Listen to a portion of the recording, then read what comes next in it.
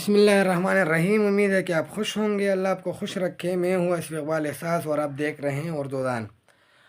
جیسے کہ آپ کا علم میں ہے کہ جماعت نہم کے اسباق کے حوالے سے میں لیکچر ریکارڈ کرتا رہتا ہوں، تو آج ہمارا لیکچر جو ہے وہ مصنف کا تعارف ہے محمد حسین آزاد کا جماعت نہم کا، اور اگلے لیکچر میں ہم ان کا لکھا ہوا ایک خیالی مضمون انسان کسی حال میں خوش نہیں رہتا اس کے حوالے سے بتائیں گے۔ تو ہم آ جاتے ہیں اپنے لیکچر کی طرف۔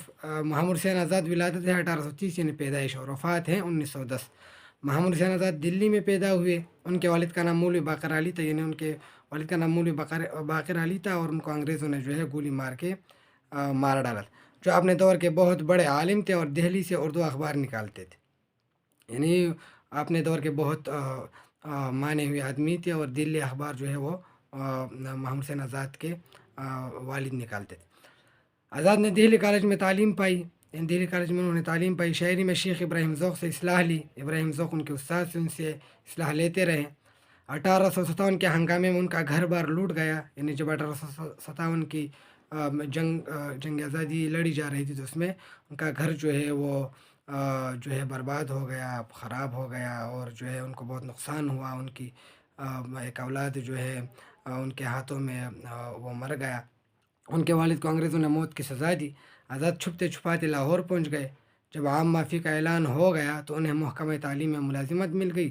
گورنمنٹ کالج لاہور میں پروفیسر رہے۔ درسی کتابیں لکھنے کا کام ان کے سپرد ہوا، سپرد یعنی حوالے ہوئے۔ درسی کتابیں یعنی وہ کتابیں جو اسکول میں پڑھائی جاتی ہیں۔ آزاد نے حال ہی کے ساتھ مل کر جدید مشاعروں کی بنیاد ڈالی، یعنی ان سے پہلے نظم کی شکل تو تھی، لیکن وہ مثنوی مرثیہ اس قسم کی نظمیں لکھی جاتی تھی، لیکن محمد حسین آزاد اور الطاف حسین حالی نے مل کر جدید مشاعروں کی بنیاد ڈالی، اور جدید نظم کی انہوں نے بنیاد ڈالی، جن میں مصرع طرح کی بجائے عنوان دیا جاتا تھا۔ یعنی پہلے مصرع طرح دیا جاتا تھا، یعنی ایک مصرع دیا جاتا تھا کہ اس مصرع کے بعد جو ہے نظم بنائے یا اور مصرع بنائے، پھر جو ہے عنوان دیا جانے لگا، جیسے شب بارات ہے، جیسے بہار ہے، اس طرح کے عنوانات دیے جاتے تھے، اور مختلف لوگ جو ہے ان عنوانات پر نظم لکھتے تھے۔ حکومت نے انہیں شمس العلماء کا خطاب دیا۔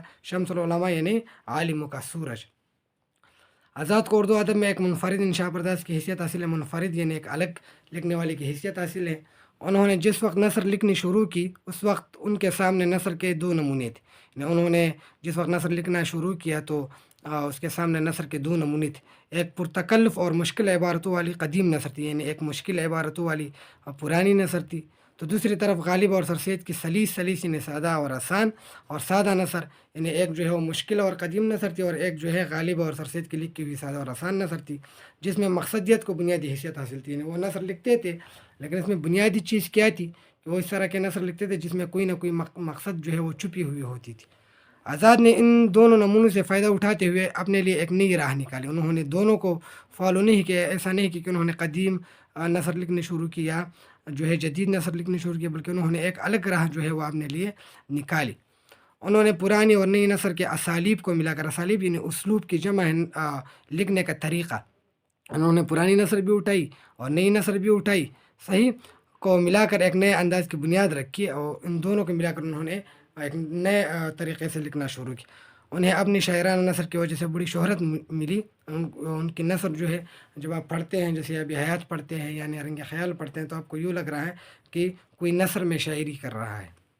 اچھا، آزاد نے تنقید، تاریخ اور خیالی موضوعات پر بھی قلم اٹھائی، یعنی آزاد جو ہے ان کے اس نے تین چیزوں جو ہے اس کے حوالے سے کام کیا، ایک تنقید، تاریخ اور خیالی موضوعات، جیسے کہ ابھی حیات میں نہیں، رنگ خیال میں انہوں نے خیالی موضوعات جو ہے وہ ترجمہ کیے ہیں۔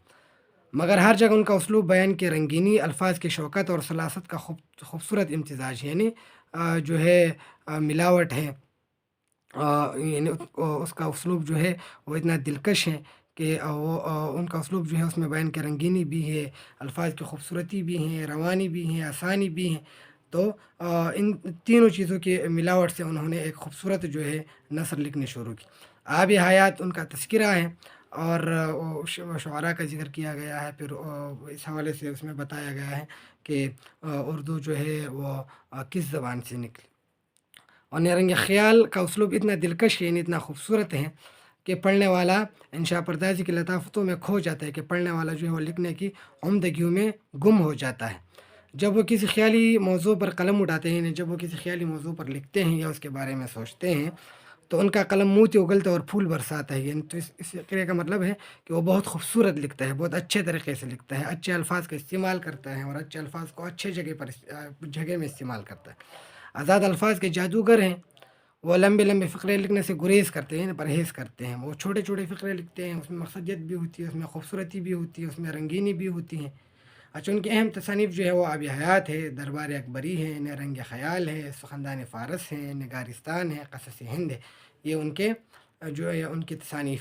اچھا، اس میں اس کے جائے پیدائش کے حوالے سے بات کی گئی، ان کے والد کے حوالے سے بات کی گئی ہے، ان کے تعلیم کے حوالے سے بات کی گئی ہے، پھر وہ شیخ ابراہیم سوغ کے شاگرد کے حوالے سے بات کی گئی ہے، 1857 کے ہنگامے کے حوالے سے بات کی گئی ہے، پھر ان کی پروفیسری کے حوالے سے بات کی گئی ہے، پھر ان کی مشاعروں کے حوالے سے بات کی گئی ہے، پھر جس طرح وہ لکھتے تھے اس پر بحث کی گئی ہے کہ اس کو جب اس نے لکھنا شروع کیا تو کس طرح کی نثر موجود تھی اور اس نے کون سی راہ جو ہے وہ اپنائی، اس حوالے سے بات کی گئی ہے۔ پھر جو ہے ان کی جو ان کے جو 3 میدان ہیں جس میں اس نے کام کیے، انہیں تنقید، تاریخ اور خیال موضوعات کے حوالے سے بات کی گئی ہے، اور آخر میں اس کے تصانیف کے حوالے سے بات کی گئی ہے۔ تو امید ہے کہ آپ کو یہاں تک سمجھ آ گیا ہوگا۔ جہاں آپ کو کوئی مسئلہ ہو یا کچھ پوچھنا ہو تو آپ کمنٹس میں پوچھ سکتے ہیں۔ تب تک دا اللہ پامان، خدا و آباد سے۔